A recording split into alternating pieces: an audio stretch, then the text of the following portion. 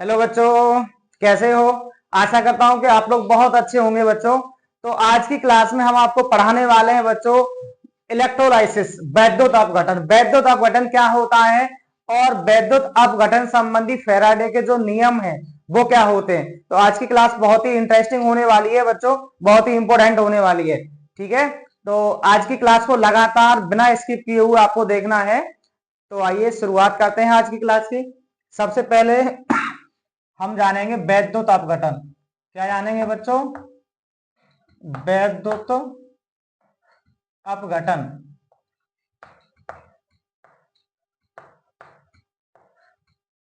Electrolysis.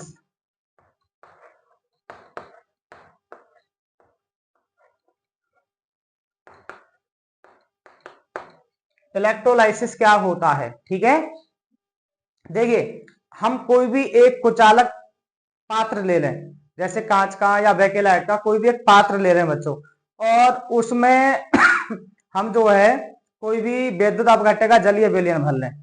जलीय विलयन भर के उसमें इलेक्ट्रोडों को डुबो दें। ग्रेफाइट के इलेक्ट्रोड डाल सकते हैं हम, या फिर किसी धातु का डाल सकते हैं। और डालने के बाद उसको एक बैटरी से जोड़ दें और तब उसमें हम विद्युत धारा प्रवाहित करें, और विद्युत धारा के द्वारा उस जो वैद्युत अपघट्य का विलयन है उसको विघटित करने की जो प्रोसेस होती है बच्चों, विघटित करने की प्रोसेस होती है, वही क्या कहलाती है? आपकी वैद्युत अपघटन कहलाती है, इलेक्ट्रोलाइसिस कहलाती है बच्चों। जैसे वैद्युत अपघट्य के रूप में आप NaCl का जलीय विलयन ले सकते हैं, HCl का जलीय विलयन ले सकते हैं। वैद्युत अपघट्य तो हमने आपको पढ़ाया था, है ना। तो कोई सा भी वैद्युत अपघट्य का आप विलयन ले सकते हैं। वैद्युत अपघट्य के जलीय विलयन को विद्युत धारा के द्वारा विघटित करने की जो प्रक्रिया होती है वही क्या कहलाती है? वैद्युत अपघटन कहलाती है बच्चों।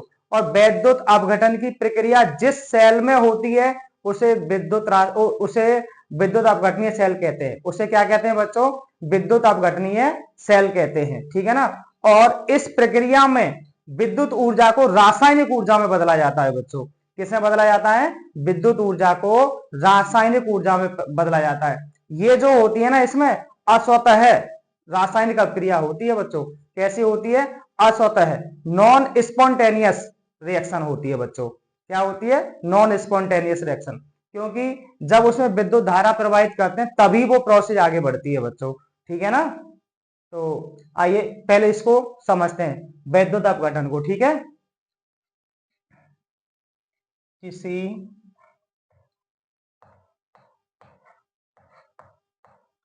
वैद्युत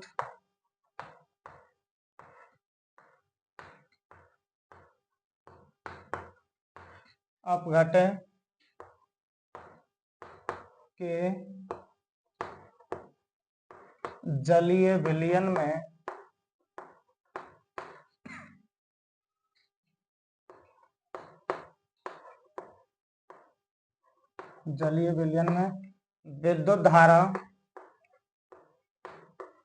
प्रवाहित करके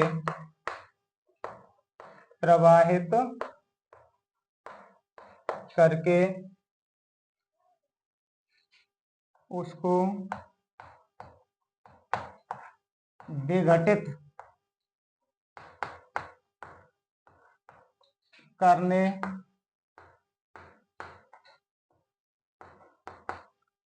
प्रक्रिया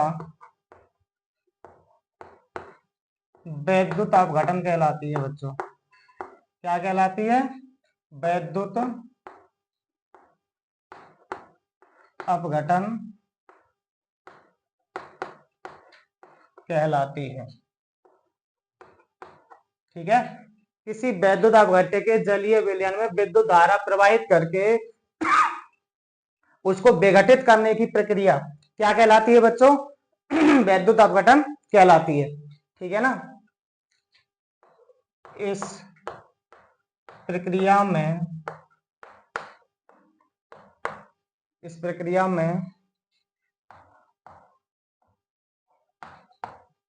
विद्युत ऊर्जा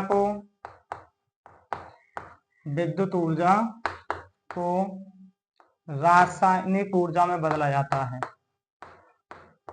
रासायनिक ऊर्जा में बदला जाता है। बदला जाता है तथा वैद्युत अपघटन की क्रिया जिस सेल में होती है, जिस सेल में होती है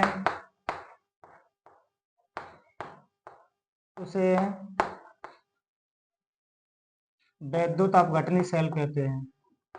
उसे वैद्युत अपघटनी सेल कहते हैं। ठीक है बच्चों। यानी वैद्युत अपघटन की क्रिया जिस सेल में होती है उसे क्या कहते हैं? वैद्युत अपघटनी सेल कहते हैं बच्चों। अब इसको समझते हैं, प्रोसेस क्या है बच्चों इसका। ठीक है ना, ये जैसे विधि लगा लेते हैं इसकी, है ना। इसमें एक चित्र बनाते हैं बच्चों। जैसे हमारे पास ये कोई कुचालक पदार्थ का पात्र है,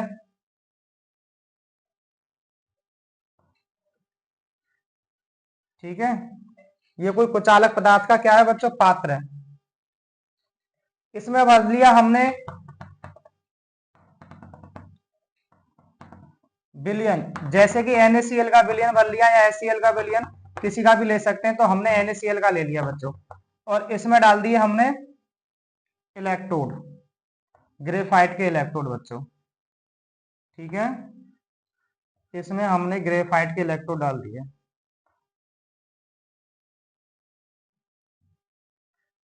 और इन दोनों के सिरे हम बाह्य परपथ द्वारा एक बैटरी से जोड़ देते हैं बच्चों।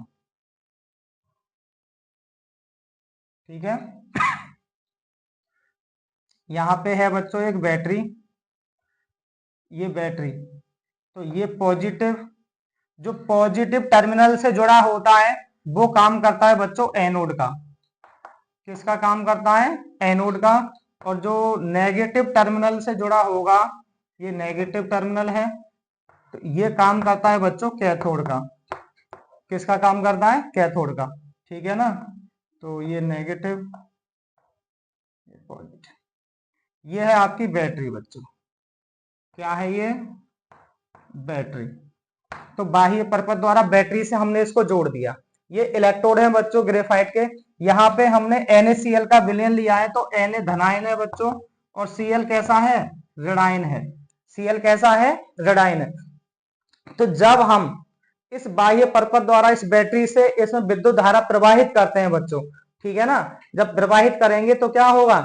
ये जो Na है ये नेगेटिव इलेक्ट्रोड की ओर गति करेगा। भाई Na धनायन है, तो धनायन किसकी ओर गति करेगा? नेगेटिव इलेक्ट्रोड की ओर। और नेगेटिव कौन है? कैथोड। तो ये Na धनायन जो है बच्चों ये कैथोड की ओर गति करेगा, और Cl ऋणायन जो है वो एनोड की ओर गति करेगा। और एनोड पर आप जानते हैं एनोड का काम कौन करता है? जिस पर ऑक्सीकरण होता है, जिस पर ऑक्सीकरण होता है। और कैथोड का कार्य कौन करता है? जिस पर अपचयन होता है। ठीक है ना, तो यहां तो ये इलेक्ट्रॉन ग्रहण करके Na परमाणु सोडियम धातु में चेंज हो जाएगा, और ये इलेक्ट्रॉन त्याग कर Cl2 गैस के रूप में निकल जाएगी। तो एनोड पर क्या मुक्त होगी बच्चों? Cl2 गैस, क्लोरीन गैस मुक्त होगी। और इस पर कैथोड पर Na धातु परमाणु में चेंज हो जाएगा। ठीक है, ये प्रोसेस है बच्चों इसकी। तो इसको लिख लेते हैं, चलिए।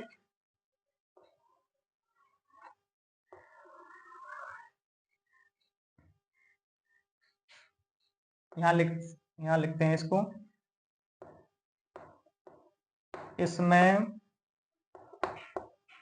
एक पात्र में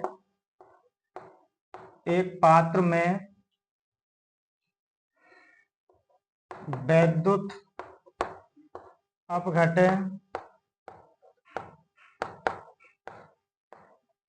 का, वैद्युत अपघटन पुस्तक में लिख लेंगे एज NaCl, ठीक है ना, का जलीय विलयन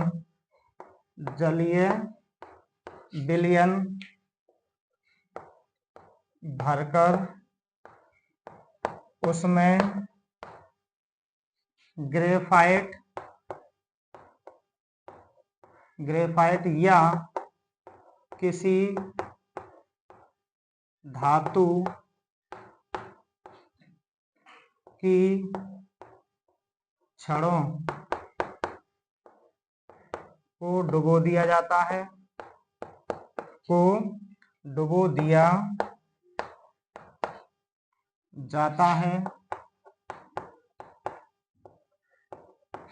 जो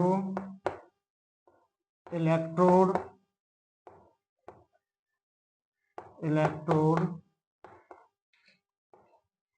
का कार्य करती हैं। इन छड़ों को एक सेल या बैटरी से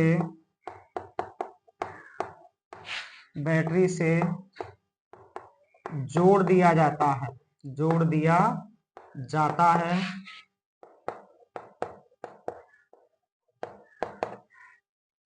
बैटरी के धनात्मक टर्मिनल से जुड़ी छड़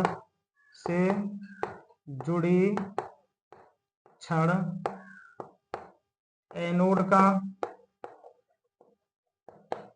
तथा ऋणात्मक टर्मिनल से जुड़ी छड़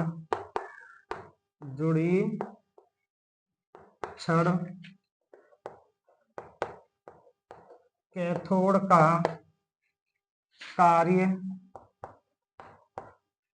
करती है। इसमें विद्युत धारा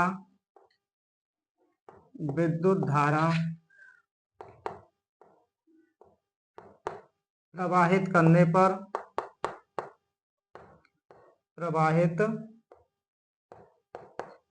पर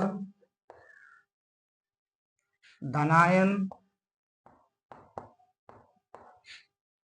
कैथोड की ओर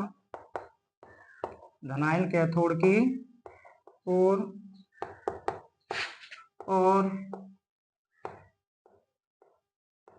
ऋणायन एनोड की ओर गति करता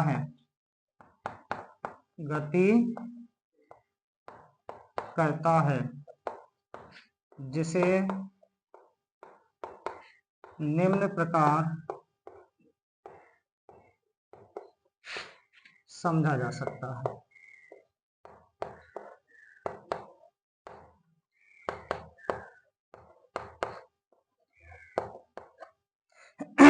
तो पहले बच्चों आप इसे नोट करेंगे, उसके बाद इस NaCl का जो जलीय विलयन है वो उसमें धनायन कैसे गति करेगा और ऋणायन कैसे गति करेगा उसको हम देखते हैं, ठीक है ना। तो पहले आप इसे नोट करें।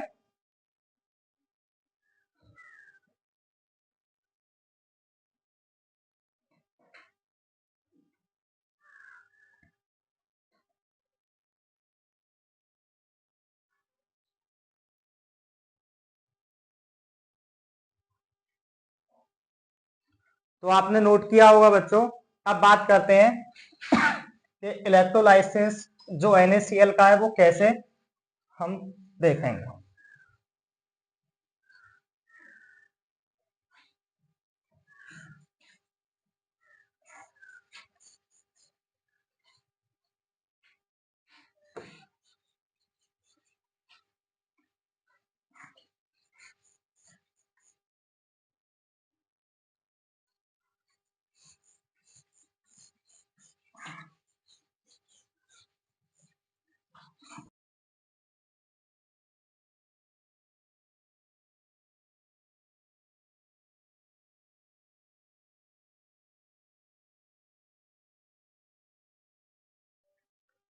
हाँ तो बच्चों अब देखेंगे NaCl के जलीय विलयन का इलेक्ट्रोलाइसिस। NaCl के जलीय विलयन का वैद्युत अपघटन, वैद्युत अपघटन। ठीक है बच्चों, तो NaCl का जो सॉल्यूशन है एक्वस AQ मतलब जलीय विलयन है, तो ये उसमें टूटता है Na positive AQ plus Cl negative AQ, AQ मतलब एक्वस जलीय। ठीक है ना। अब ये जो Na पॉजिटिव है ये नेगेटिव इलेक्ट्रोड की ओर गति करता है। नेगेटिव इलेक्ट्रोड कौन सा है? कैथोड। कौन है? कैथोड। और Cl नेगेटिव पॉजिटिव इलेक्ट्रोड की ओर गति करता है। पॉजिटिव इलेक्ट्रोड कौन है? एनोड। ठीक है ना। तो कैथोड पर क्या रिएक्शन होती है? कैथोड माइनस पर Na पॉजिटिव है, ये इलेक्ट्रॉन ग्रहण करेगा। क्या करेगा? ये इलेक्ट्रॉन ग्रहण करेगा और Na सॉलिड में चेंज हो जाएगा, Na धातु परमाणु में चेंज हो जाएगा, यानी यहां पर होता है अपचयन। क्या होता है? अपचयन। ठीक है ना, रिडक्शन। और एनोड, एनोड पर क्या होता है भाई? Cl माइनस जो है, Cl माइनस ये इलेक्ट्रॉन लूज कर देता है और मुक्त मूलक में चेंज हो जाता है, मुक्त मूलक फ्री रेडिकल, और इलेक्ट्रॉन्स को निकाल देता है ये। तो यहाँ पे होता है ऑक्सीकरण। क्या होता है? ऑक्सीकरण। ठीक है। अब ये मुक्त मूलक इतना क्रियाशील होता है कि ये अपने ही दूसरे मुक्त मूलक के साथ क्रिया करके Cl2 के रूप में निकल जाता है, गैस बना देता है बच्चों। क्या बना देता है? यानी Cl मुक्त मूलक प्लस Cl मुक्त मूलक, फ्री रेडिकल बोलते हैं इंग्लिश में। क्या बन जाएगा? ये Cl2। और ये एनोड पर Cl2 गैस मुक्त हो जाती है बच्चों। एनोड पर Cl2 गैस क्या हो जाती है? मुक्त हो जाती है। तो ये प्रोसेस है बच्चों NaCl के जलीय विलयन का इलेक्ट्रोलाइसिस करने का। इसी प्रकार आप HCl का भी कर सकते हैं, H2 का भी कर सकते हैं, किसी का भी आप इलेक्ट्रोलाइसिस कर सकते हैं बच्चों। ठीक है, तो नोट करके यहाँ पे एक पॉइंट और लिखेंगे, वैद्युत अपघटनी सेल में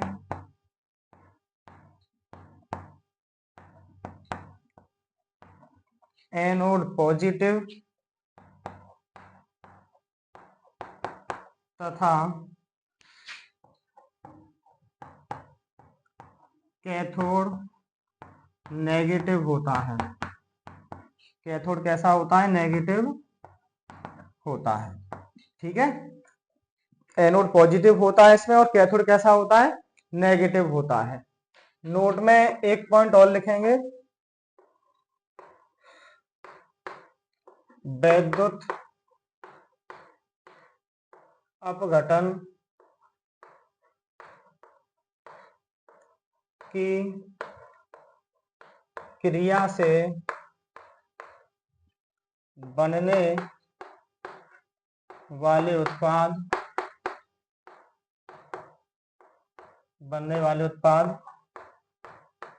निम्न कारकों पर निर्भर करते हैं। निर्भर करते हैं। नंबर 1 भाई, पहली बात विद्युत अपघट्य की प्रकृति पर, मतलब कौन सा विद्युत अपघट्य लिया गया है। फिर विद्युत अपघट्य की सांद्रता पर, यानी उसकी सांद्रता कैसी है। ठीक है ना, कितनी सांद्रता में उसे रखा गया है विलयन को। इलेक्ट्रोडों की प्रकृति पर, है ना, और घनत्व की दिशा पर, प्रवाहित आवेश, इन सब पर क्या करता है बच्चों? निर्भर करता है। यहाँ पे लिखे वैद्युत अपघट्य की प्रकृति पर। और नंबर 2,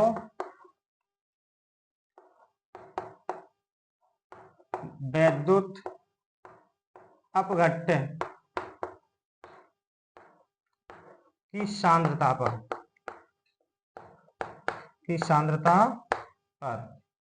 तीसरा है आपका प्रवाहित आवेश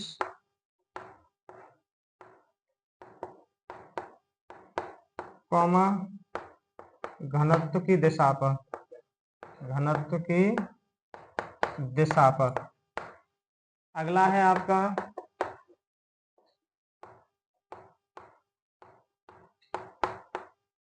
इलेक्ट्रोडों की प्रकृति पर,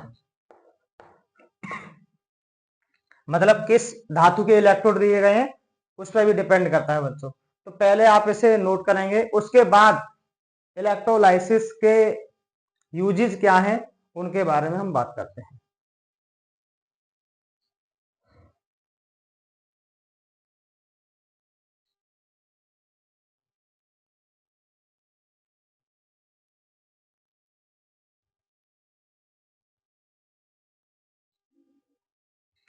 हाँ तो बच्चों अब बात करते हैं वैद्युत अपघटन के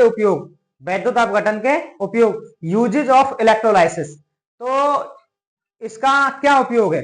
जैसे भाई कोई भी धातु है उसको हमें संक्षारण से बचाना है, तो धातुओं को संक्षारण से बचाने में, भाई धातुओं को संक्षारण से हम कैसे बचा सकते हैं? जैसे लोहा है, अब लोहे पर हम जिंक की परत चढ़ा दें। किसकी परत चढ़ा दें बच्चों? जिंक की परत चढ़ा दें विद्युत लेपन द्वारा। भाई एक लोहे की छड़ ले लें, उसी में हम इलेक्ट्रोलाइसिस कराएं उसका, तो इलेक्ट्रोलाइसिस कराएंगे तो उस पर जिंक की परत चढ़ जाएगी विद्युत लेपन द्वारा। वो क्रिया आपकी गैल्वेनीकरण कहलाती है। क्या कहलाती है? गैल्वेनीकरण। अगर आपसे ये पूछा जाता है कि गैल्वेनीकरण क्या होता है, तो आप क्या बताएंगे कि किसी धातु की सतह पर जिंक की परत, विद्युत लेपन द्वारा जिंक की परत चढ़ाने की प्रक्रिया क्या कहलाती है? गैल्वेनीकरण कहलाती है। क्या कहलाती है? गैल्वेनीकरण। ठीक है ना? तो हम विद्युत लेपन में इसका उपयोग करते हैं, धातुओं को संक्षारण से बचा सकते हैं, और जल का इलेक्ट्रोलाइसिस कर दें तो बच्चों हाइड्रोजन गैस निकल जाती है। क्या निकल जाती है? हाइड्रोजन गैस निकल जाती है। और जो कम क्रियाशील धातुएं होती हैं जैसे Ag है, Cu है, Pb है, इनका हम शोधन कर सकते हैं बच्चों। ठीक है? तो इनके शोधन में, तो यही हमने लिखा है कि धातुओं को संक्षारण से बचाने में और जल के वैद्युत अपघटन से H2 गैस के निर्माण में, और जो कम क्रियाशील धातुओं जैसे Ag है, Cu है, Pb आदि के शोधन में और विद्युत लेपन में। अभी विद्युत लेपन अभी हमने आपको बताया था क्या होता है। जैसे किसी एक धातु की सतह पर दूसरी धातु की परत, विद्युत इलेक्ट्रोलाइसिस द्वारा दूसरी धातु की परत चढ़ाने की जो प्रक्रिया होती है वो क्या कहलाती है? विद्युत लेपन कहलाती है बच्चों। ठीक है? तो आप इसे नोट करेंगे। इसके बाद फैराडे के नियम क्या है, वैद्युत अपघटन संबंधी फैराडे के नियम क्या है, पढ़ाते हैं आपको।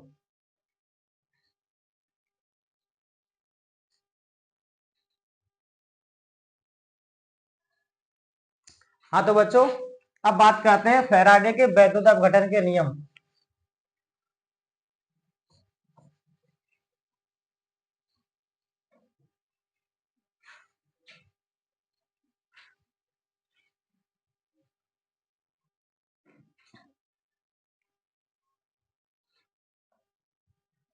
फैराडे के वैद्युत अपघटन के नियम। Faraday's law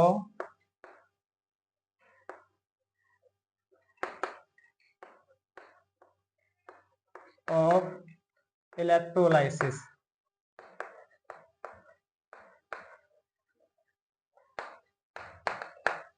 Faraday's law of electrolysis. तो माइकल फैराडे ने सन 1834 में बेटा 2 नियम दिए थे। कितने नियम दिए थे? दो वैद्युत अपघटन संबंधी दो नियम दिए थे, ठीक है ना। तो यहां पे लिखेंगे वैद्युत अपघटन संबंधी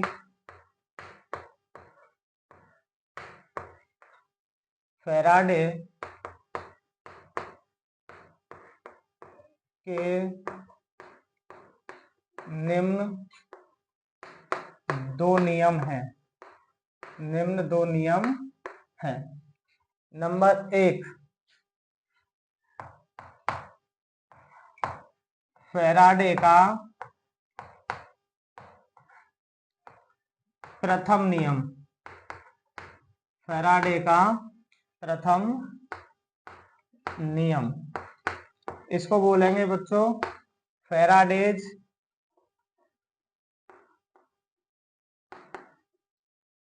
फर्स्ट लॉ।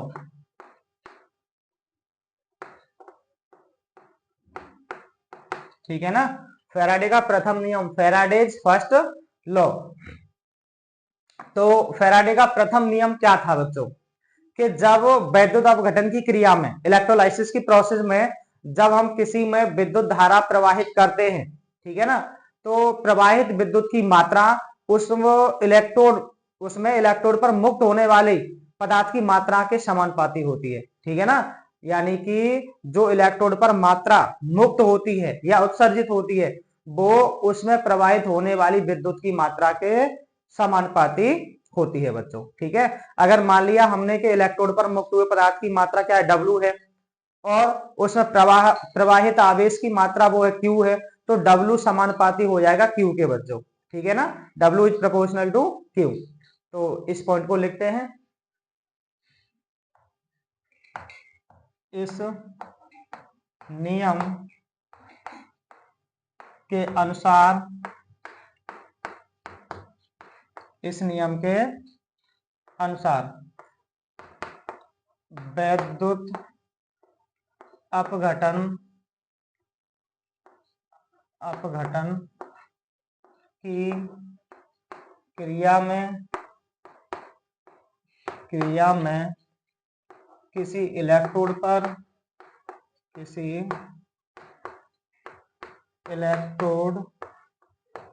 पर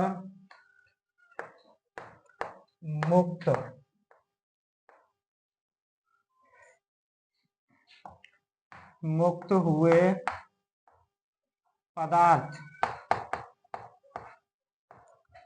की मात्रा उसमें प्रवाहित विद्युत की मात्रा के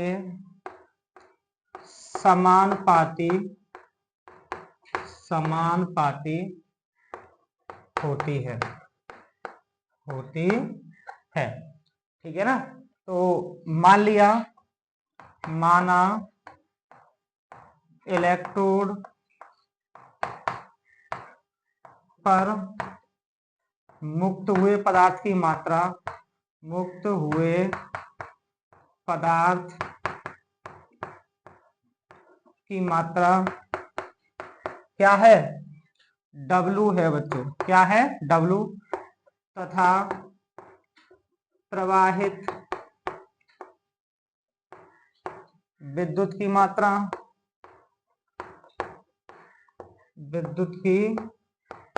मात्रा क्या है, Q है, क्या है Q। तब क्या होगा बच्चों, W इज प्रोपोर्शनल टू हो जाएगा Q, क्या हो जाएगा, W is proportional to Q। और यहां से हम प्रोपोर्शनल टू का साइन हटाएंगे बच्चों, तो W बराबर आ जाएगा ZQ, W बराबर क्या आ जाएगा, ZQ, जहां Z एक समानुपाती नियतांक है, जिसको हम विद्युत रासायनिक तुल्यांक कहते हैं, क्या कहते हैं, विद्युत रासायनिक तुल्यांक कहते हैं, ठीक है ना। और आप जानते हैं Q विद्युत की मात्रा है, विद्युत आवेश है, Q बराबर क्या होता है, I गुणा T, यानी विद्युत धारा और समय के गुणनफल को विद्युत आवेश कहते हैं, ठीक है ना। तो यहाँ पे हम ये भी कर सकते हैं, चूंकि Q बराबर होता है I गुणा T, तो इसलिए यहाँ पे रख देंगे हम W बराबर कितना हो जाएगा, ZIT। एक ये भी हमारा फॉर्मूला बन के तैयार हो जाएगा बच्चों, ठीक है। अब यहाँ पे हम लिख सकते हैं, जहां Z क्या है, समानुपाती नियतांक, समानुपाती नियतांक है, नियतांक है जिसे विद्युत रासायनिक तुल्यांक कहते हैं, ठीक है ना। क्या है, विद्युत रासायनिक तुल्यांक कहते हैं। और आई क्या है बच्चों, आई है विद्युत धारा, विद्युत धारा है। और टी क्या है, टी है बच्चों समय, क्या है, समय। और डब्ल्यू तो आपको मालूम ही है कि इलेक्ट्रोड पर मुक्त हुए पदार्थ की मात्रा है।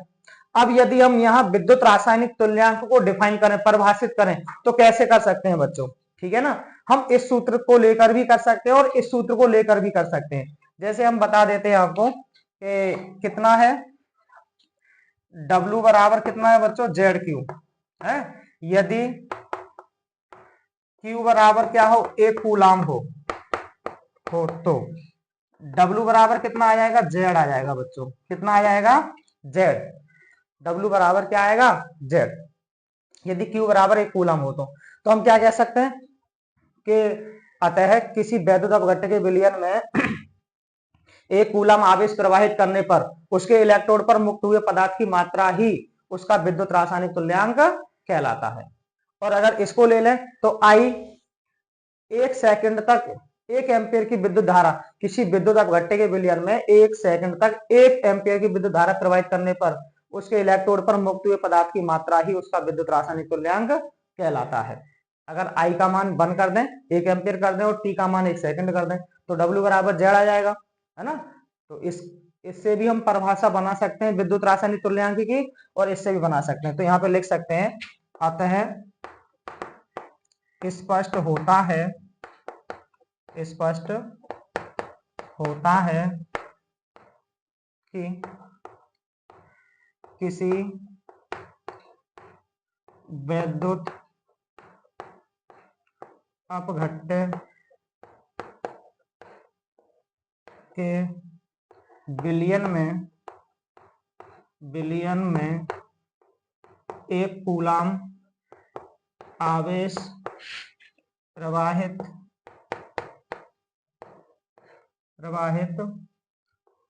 करने पर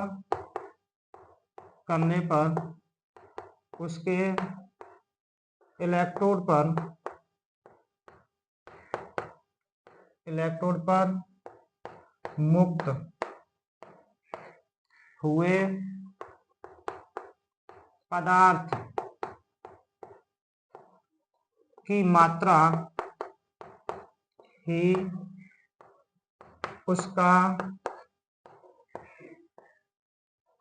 विद्युत रासायनिक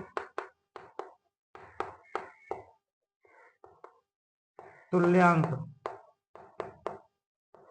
कहलाती है।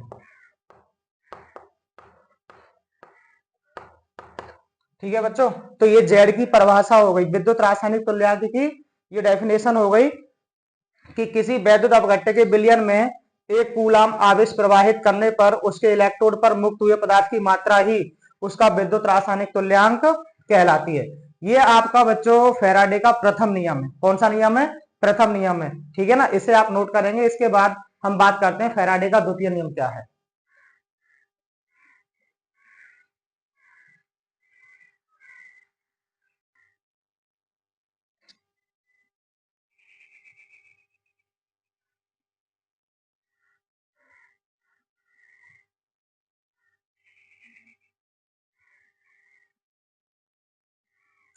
हाँ तो बच्चों अब बात करते हैं फैराडे के द्वितीय नियम की, ठीक है। फैराडे का द्वितीय नियम,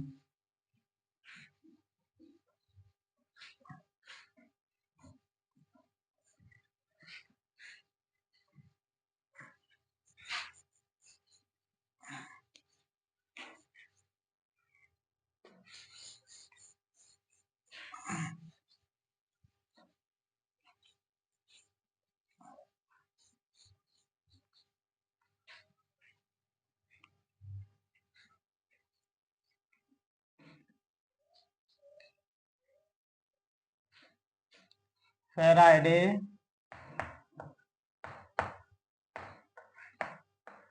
का द्वितीय नियम, द्वितीय नियम, Faraday's second law, Faraday's second law.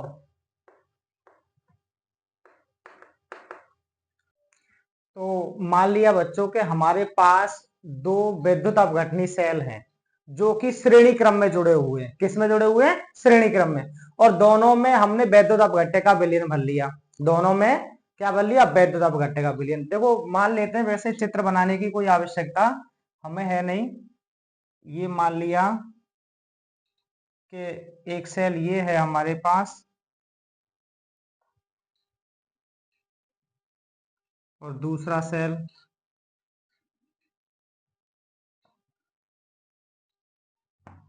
और इनमें विद्युत अपघट्य का सॉल्यूशन भरा हुआ है बेटा, ठीक है। और इनमें डाल दिए हमने इलेक्ट्रोड,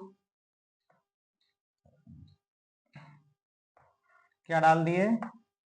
इलेक्ट्रोड डाल दिए।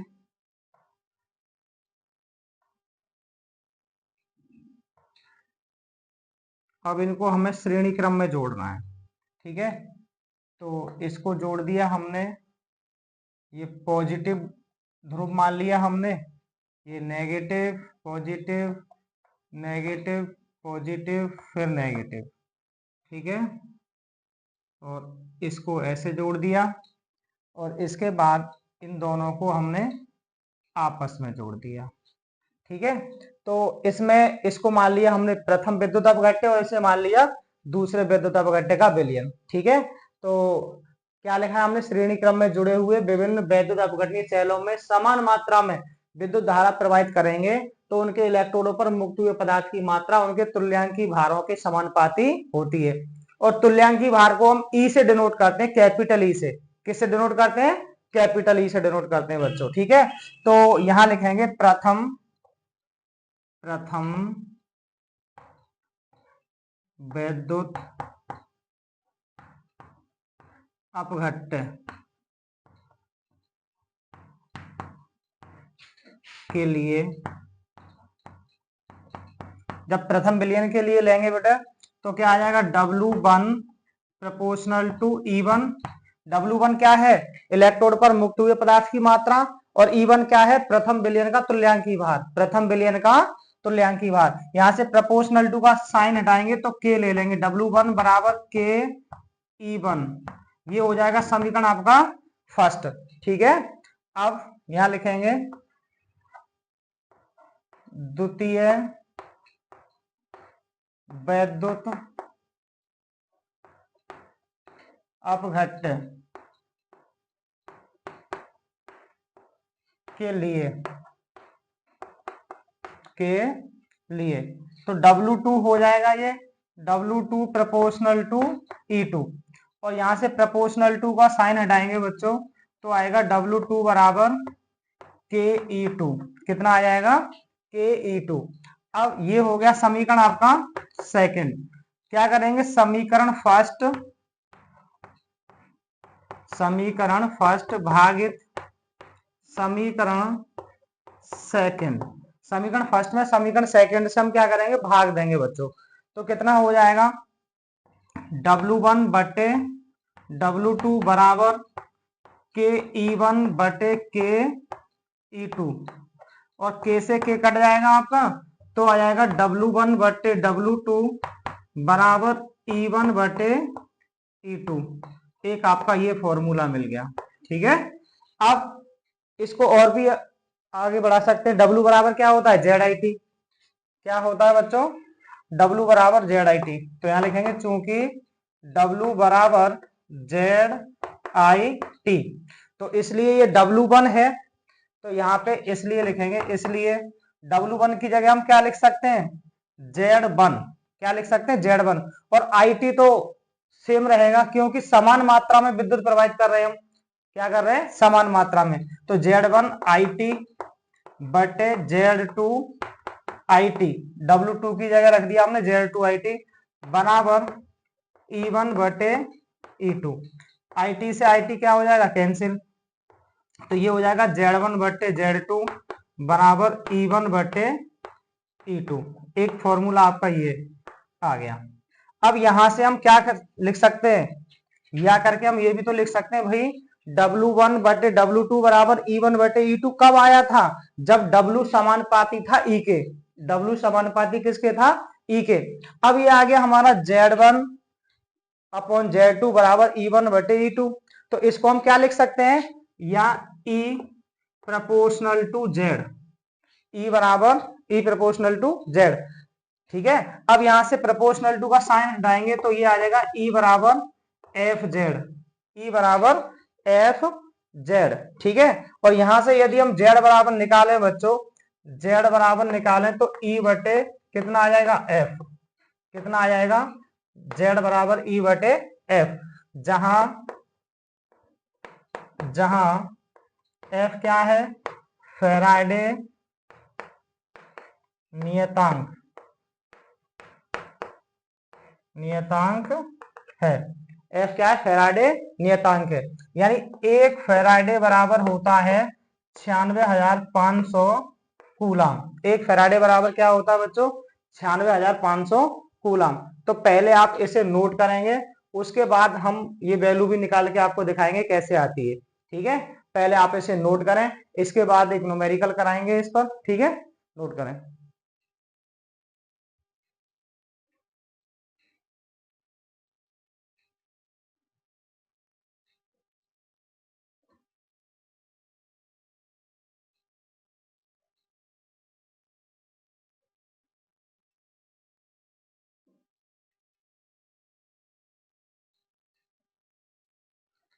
हाँ तो बच्चों अब बात करते हैं कि एक फैराडे बराबर कितना होता है, 96,500 कूलाम, 96,500 कूलाम।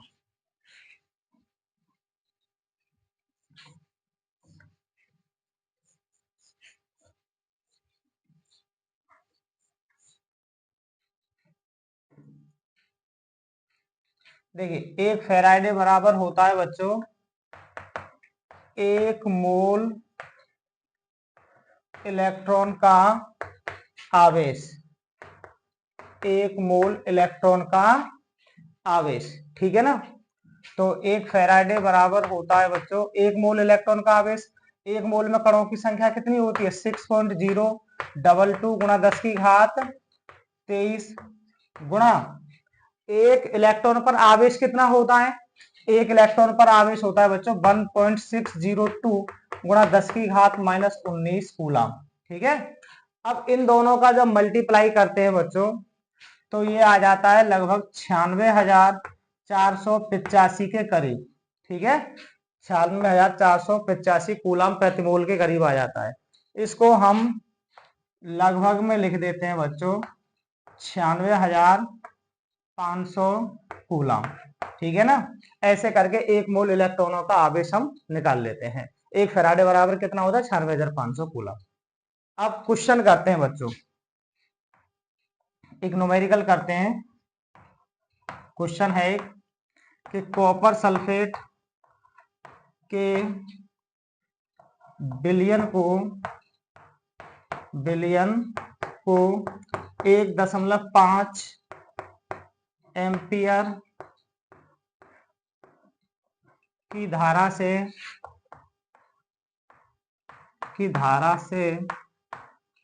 10 मिनट तक विद्युत अपघटित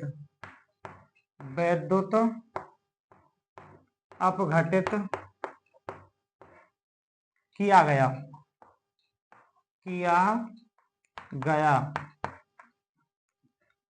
कैथोड पर निक्षेपित कॉपर का द्रव्यमान परिकलित कीजिए।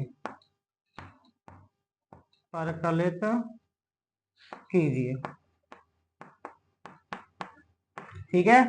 कॉपर सल्फेट के विलयन को 1.5 एम्पियर की धारा से 10 मिनट तक वैद्युत अपघटित किया गया।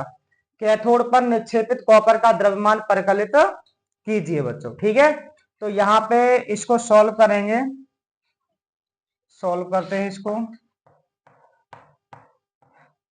देखिए 1.5 एम्पियर की, यानी आई बराबर कितना है 1.5 एम्पियर, है ना, और 10 मिनट तक, तो टी बराबर कितना है बच्चों, टी बराबर है 10 मिनट। 10 मिनट इसको हम कर लेंगे 10 गुणा 60 सेकंड, तो ये अब सेकंड में चेंज हो गया। इसके बाद कैथोड पर निक्षेपित कॉपर का द्रव्यमान पूछ रहा है, यानी डब्ल्यू पूछ रहा है। तो डब्ल्यू बराबर हमारा फॉर्मूला क्या होता है, जेड आई टी। डब्ल्यू बराबर क्या सूत्र होता है हमारा, जेड आई टी। और जेड हमें पता नहीं है, जेड बराबर क्या होता है ई अपॉन एफ, और ई क्या होता है तुल्यांकी भार। और तुल्यांकी भार कॉपर का कैसे निकालेंगे बच्चों, यहाँ पे निकालेंगे E of C U, E of C U, copper का तुल्यांकी भार। तो कॉपर का तुल्यांकी भार बराबर उसका परमाणु भार बटे उसकी वैलेंसी। तो वैलेंसी कितनी होगी 2।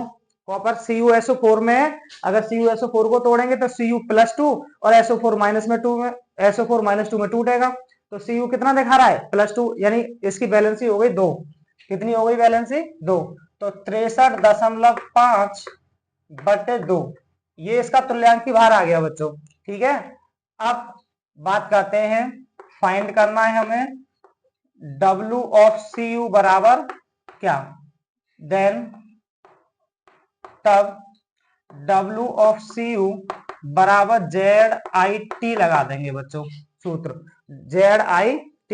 और Z बराबर क्या होता है बच्चों, W ऑफ Cu बराबर Z बराबर होता है E ऑफ Cu बटे F और IT।